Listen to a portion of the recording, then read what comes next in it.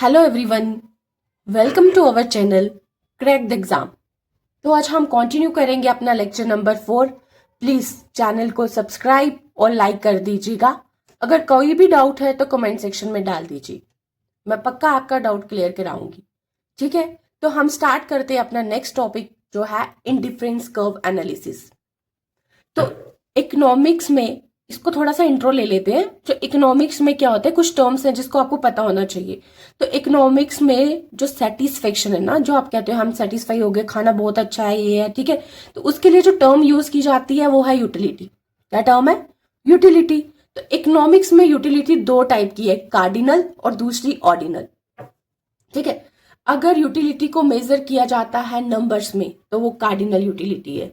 तो इस पे जो अप्रोच है उसका नाम है मार्जिनल यूटिलिटी अप्रोच। क्या नाम है? Marginal utility approach. और इसको दिया किसने है? अल्फ्रेड मार्शल ने।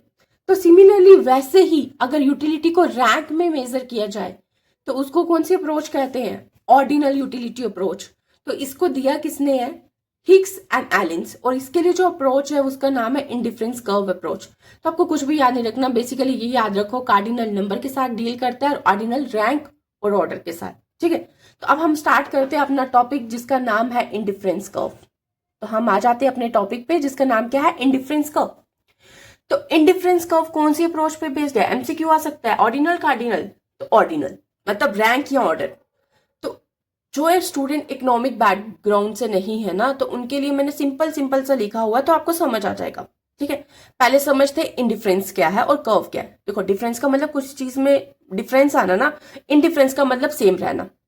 ठीक है, और कर्व का क्या मतलब होता है? ग्राफिकल रिप्रेजेंटेशन, किसी चीज की भी ग्राफिकल रिप्रेजेंटेशन। और आपको ये पता है, मैथ्स तो पढ़ा ही होगा ना थोड़ा सा। तो ग्राफिकल मतलब ग्राफ बनाने के लिए दो पॉइंट्स तो चाहिए चाहिए। वैसे इकोनॉमिक्स में दो गुड्स तो चाहिए ग्राफ बनाने के लिए। ग्राफ हमेशा दो चीजों के बीच ही बनता है। तो आगे स्टार्ट करें डेफिनेशन।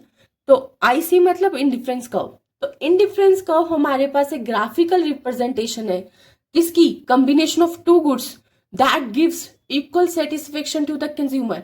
मतलब ग्राफिकली हम रिप्रेजेंट कर रहे हैं दो गुड्स को, तो वो कंज्यूमर को कैसी सेटिस्फेक्शन दे रहा है? इक्वल। तो उस चीज को क्या कहते हैं? Indifference curve.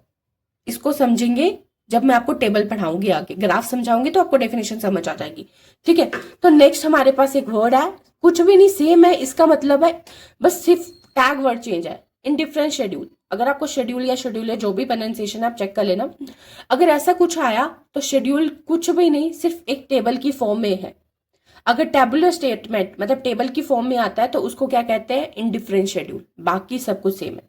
ठीक है, एक बार रीड कर लेना, कोई फर्क नहीं है। ठीक है, तो अब ये हमारे पास है कॉम्बिनेशन। ठीक है, मैंने बताया कॉम्बिनेशन हमेशा दो का होना चाहिए तभी ग्राफ बनता है। ठीक है, तो हम ले लेते हैं एप्पल ऑरेंज। आप कुछ भी लो, एप्पल को एक्स मान लिया और ऑरेंज को क्या मान लिया? वाई। तो हमने कॉम्बिनेशन ले लिए, ए बी सी डी, कुछ भी ले लो, कोई चक्कर नहीं है। ठीक है, तो एक बात याद रखना, इकोनॉमिक्स में एक टर्म आती है MRS, marginal rate of substitution. ये हमेशा क्या होता है कि हम क्या करते हैं, इकोनॉमिक्स में हमारे पास रिसोर्सेज क्या लिमिटेड, तो हम क्या करते हैं, एक चीज को पाने के लिए दूसरे को सेक्रीफाइस करना पड़ता है।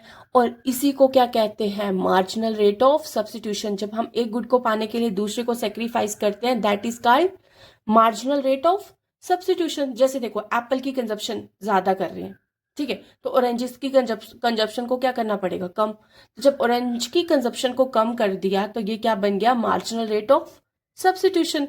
मतलब delta Y upon delta X, मतलब जो सेक्रीफाइस किया और नीचे गेन, और हमेशा सेक्रीफाइस ऊपर आता है। ठीक है, तो इसको कैसे निकालते हैं? और याद रखना, जो मार्जिनल रेट ऑफ सब्स्टिट्यूशन है ना, ये स्लोप है किसका? इंडिफरेंस कर्व का। पेपर में एमसीक्यू आता है कि स्लोप ऑफ इंडिफरेंस कर्व क्या होता है, तो या टिक किसको मारोगे? Marginal rate of substitution. तो सपोज करो, पहला कॉम्बिनेशन हमारे पास क्या है? एक एप्पल 10 ऑरेंज। दूसरा कॉम्बिनेशन 2 एप्पल 7 ऑरेंज। 3 5 4 4, आपकी अपनी मर्जी है। ये नहीं कि आप दो दो का डिफरेंस लो, 3 का लो, आप 2 3 कुछ भी वेरिएबल कर सकते हो, वैल्यू का कोई फर्क नहीं, कोई भी वैल्यू ले सकते हो।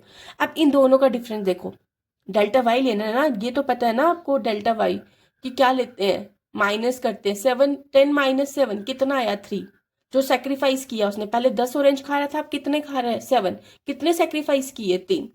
और गेन कितने किए? पहले एक एप्पल खा रहा था, अब कितने? 2। तो गेन कितना है? 1। तो हमारे पास क्या वैल्यू आ गई? 3। आगे चले, आगे क्या है 7 और 5, पहले 7 ऑरेंज खा रहा था, अब कितने 5, तो 2 का क्या हो गया सेक्रीफाइस। अब गेन देखो 2 और 3, एक का फर्क, तो क्या आ गया 2। तो इसमें देखो 5 खा रहा था, अब 4, एक का सेक्रीफाइस और गेन भी कितना एक एक। तो ध्यान से देखो ये वैल्यू क्या हो रही है, कम हो रही है, तो डिमिनिशिंग, मतलब मार्जिनल रेट ऑफ सब्स्टिट्यूशन की वैल्यू क्या आ रही है, कम। तो एक टाइम आएगा ये कांस्टेंट हो जाएगी, ठीक है, तो ये डिमिनिशिंग हो रही है। आप वैल्यू कुछ भी ले लो। अब एक बात याद रखना, इसका क्या मतलब है, ए पे जब वो एक एप्पल खा रहा था और 10 ऑरेंज खा रहा था, तो उसको सेटिस्फेक्शन क्या मिल रही थी, सेम। लेकिन बी और सी और डी, उसको तब भी उतनी सेटिस्फेक्शन मिल रही है जितनी ए पे मिल रही है। उसका सेटिस्फेक्शन लेवल चेंज नहीं हुआ है। इंडिफरेंस कर्व भी यही कहता है कि उसकी सेटिस्फेक्शन लेवल क्या रहती है, सेम। जितना उसको ए पे सेटिस्फेक्शन मिल रहा था उतना उसको बी पे मिल रहा है, उतना उसको सी पे मिल रहा है, उतना उसको डी पे मिल रहा है। तो चलो ग्राफ से समझते हैं। तो ये एप्पल और ये ऑरेंज, ठीक है। तो अभी आपने पढ़ा स्टार्टिंग में कि जो एप्पल है कितने हैं 1, ठीक है, और ऑरेंज कितने हैं 10। प्लॉट करना तो आता है ना, फिर 2 एप्पल और 7 ऑरेंज, तो ऐसे ऐसे करके, तो जब हमने इनको प्लॉट कर दिया हमारे शेप ऐसे ही, और ऐसी शेप को बोलते हैं कन्वेक्स, नीचे की तरफ, ठीक है। तो कौन सी शेप है ये, कन्वेक्स। तो इनडिफरेंस कर्व की शेप कैसी होती है, कन्वेक्स। और जब ऐसा कोई भी ग्राफ बने ना, तो याद रखना, तो मार्जिनल रेट ऑफ सब्स्टिट्यूशन हमेशा कैसे निकालते हैं, जो सेक्रीफाइस हो, जो कम वैल्यू, क्योंकि नीचे की तरफ जा रही है, तो delta Y upon delta X, ठीक है। तो ये लिख दिया मैंने कि जो इंडिफरेंस कर्व है कौन सी शेप का आ रहा है हमारे पास, कन्वेक्स शेप का। तो जितने भी पॉइंट है, point A, point B, C, D, ये सब क्या दे रहे हैं हमें, इक्वल सेटिस्फेक्शन। जितनी ए दे रहा था उतनी बी, उतनी सी, उतनी D. All point on the indifference curve gives equal satisfaction, चाहे वो कहीं पे भी हो, ठीक है। मतलब चाहे वो कोई भी कॉम्बिनेशन, और सारे एक ही लाइन पे आने चाहिए पॉइंट, याद रखना, ठीक। तो अगला जो हमारा टॉपिक है वो है मार्जिनल रेट ऑफ सब्स्टिट्यूशन। अभी मैंने आपको बोला कि मार्जिनल रेट को क्या कहते हैं, स्लोप ऑफ इंडिफरेंस कर्व। क्या बोलते हैं इसको, स्लोप ऑफ इंडिफरेंस कर्व। तो अभी मैंने बताया जब एक यूनिट को सेक्रीफाइस करते हैं ताकि हम दूसरा यूनिट को क्या कर सके, गेन कर सके, तो उसको क्या कहते हैं, marginal rate of substitution, delta Y upon delta X, ठीक है। तो एक बात और याद रखना आप, कि जो स्लोप ऑफ इंडिफरेंस कर्व है उसको क्या कहते हैं, मार्जिनल रेट ऑफ सब्स्टिट्यूशन। अब समझ आए, जो मैंने आपको डेफिनेशन पढ़ाई थी, क्या पढ़ाया था, इंडिफरेंस कर्व ग्राफिकल, ये देखो ग्राफिकल रिप्रेजेंटेशन है, दो गुड्स का कॉम्बिनेशन है, दो गुड्स का, जैसे एप्पल और ऑरेंज। तो जो हमें सेटिस्फेक्शन क्या देती है कंज्यूमर को, सेम। समझ आ गई। अगर टेबल की फॉर्म में रिप्रेजेंट है, ये हमारे पास टेबल की फॉर्म में रिप्रेजेंट है, तो इसको क्या कहते हैं, इंडिफरेंस शेड्यूल। समझ आ गई। तो अगला टॉपिक हमारा जो है, मतलब इसी में जो आ रहा है वर्ड, वो है assumption of IC analysis. Indifference curve की जो अजम्पशंस है, तो फर्स्ट अजम्पशन है कंज्यूमर इज रैशनल। कल भी मैंने आपको प्रिंसिपल में पढ़ाया था कि जो रैशनल पीपल है वो थिंक करते हैं एट मार्जिन पे। तो कंज्यूमर इज रैशनल का क्या मतलब है कि कंज्यूमर वो चीज चूज करता है, पहले तो वो अपनी इनकम को चेक करेगा, ठीक है, फिर वो देखते हैं जिससे उसको मैक्सिमम सेटिस्फेक्शन मिले। तो इंडिफरेंस कर्व की फर्स्ट अजम्पशन ये। दूसरा हमारी जो अजम्पशन है वो है प्रेफरेंसेस आर कंप्लीट। तो प्रेफरेंसेस आर कंप्लीट का क्या मतलब है, कहता कि सपोज करो उसके पास एक बंडल, बंडल मतलब कमोडिटी, ठीक है, मैं आपको समझा देती हूँ, ठीक है।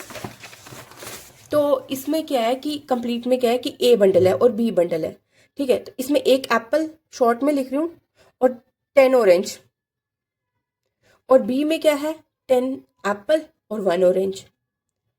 तो कंप्लीट का क्या मतलब है, वो अपनी प्रेफरेंस देगा, बोलेगा मैं ए को प्रेफर कर रहा हूँ किसके ऊपर, बी के ऊपर।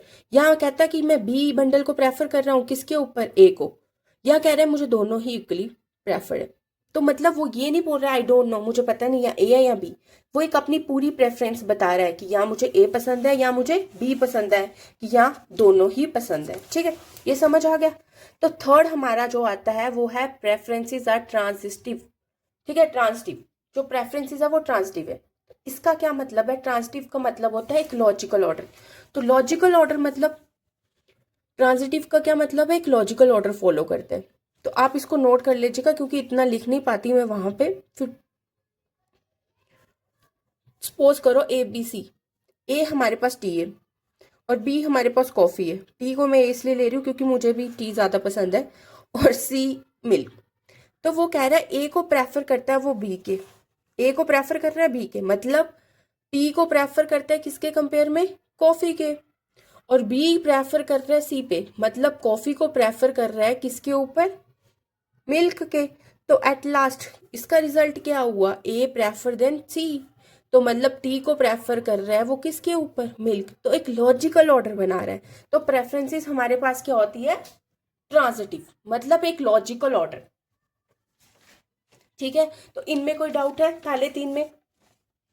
ठीक है, तो आगे वाले पे चले। तो फोर्थ है, इसकी प्रोनाउंसिएशन मुझे बहुत अजीब लगती है, तो आप एक बार खुद से क्रॉस चेक कर लेना। तो फोर्थ है हमारे पास नॉन सेटिएशन। ठीक है, तो मोर इज बेटर, कुछ और वर्ड है मुझे इसको प्रॉपर बोलने नहीं आता, तो प्लीज क्रॉस चेक कर लेना आपको जो भी लगेगा। तो मोर इज बेटर, इसका क्या मतलब है हमारे पास, मोर इज बेटर। और आपको पता है ना, इंडिया में लोग जो ज्यादा होता है उसी को प्रेफर करते हैं। ठीक है, पर फिर भी मैं इसका मतलब आपको समझाती हूँ।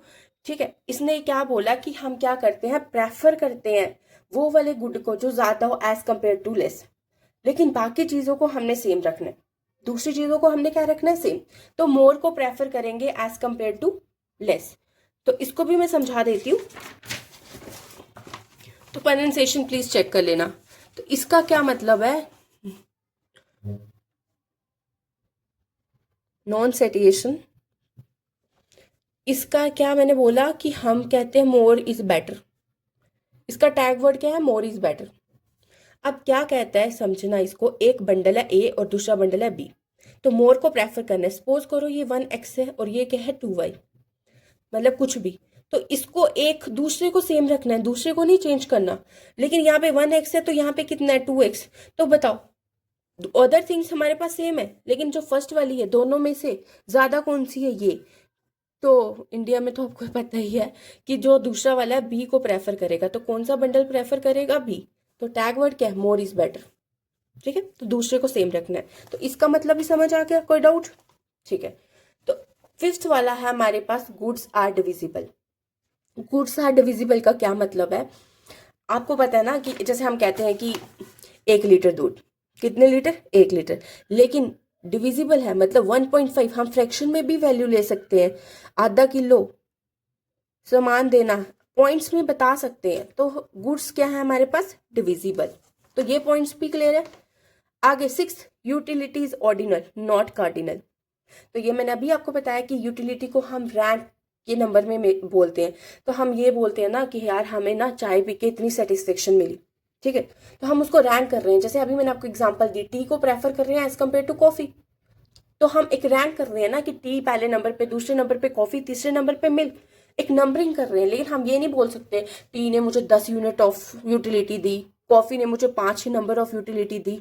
तो नंबर में मेजर नहीं करना, उसको किस में करना, ऑर्डिनल, मतलब रैंक या ऑर्डर में।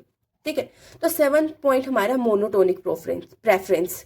A consumer always prefer that good which provide him greater satisfaction. वो तो आपको भी पता है कि हम वही चीज प्रेफर करते हैं जो हमें ग्रेटर सेटिस्फेक्शन देती है।